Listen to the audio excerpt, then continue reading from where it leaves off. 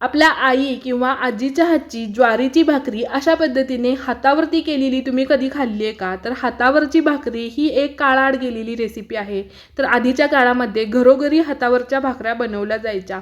पण आत्ताच्या पिढीला हातावरची भाकरी करणं तर लांबच, पण पाहायला सुद्धा मिळणार नाही एवढी ही रेसिपी कालाआड गेलेली आहे. म्हणजेच कोणाला जमणंही शक्य नाही. तर आज ना आपण हातावरची भाकरी बनवणार आहोत. नॉर्मली जसं आपण ज्वारीचं पीठ मळतो ना, सेम त्याच पद्धतीने हे पीठ मळून घ्यायचं आहे. ही भाकरी थापताना पिठाचा किंवा पोळपाट किंवा परातीचाही वापर करायचा नाही. थोड्या थोड्या पाण्याचा वापर करून योग्य तो आकार आपण आपल्या भाकरीला या इथे द्यायचा आहे. तर आपले भाकरीचे काठ चिरत असतील तर परत थोड्या पाण्याचा वापर करून भाकरीचा काठ व्यवस्थित करून घ्यायचा आहे. खूप जास्त जाडही नाही आणि खूप जास्त पातळही नाही, अशा पद्धतीने ही भाकरी बनते.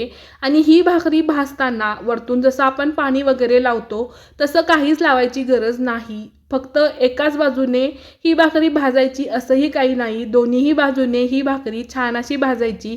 नॉर्मली आपण जशी भाकरी बनवतो ना, त्या भाकरीपेक्षा या भाकरीची जी चव आहे ना, ही कितीतरी पटीने जास्त आहे. तर मस्त अशी ही भाकरी या इथे तयार होते. तर ही भाकरी पचायलाही हलकी, ग्लुटन मुक्त आणि तितकेच पौष्टिक अशी असते.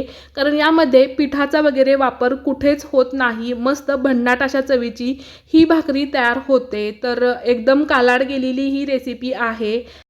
अशाच नवनवीन आणि पारंपरिक रेसिपी पाहण्यासाठी स्पेशल मेन्यू या पेजला नक्की फॉलो करा.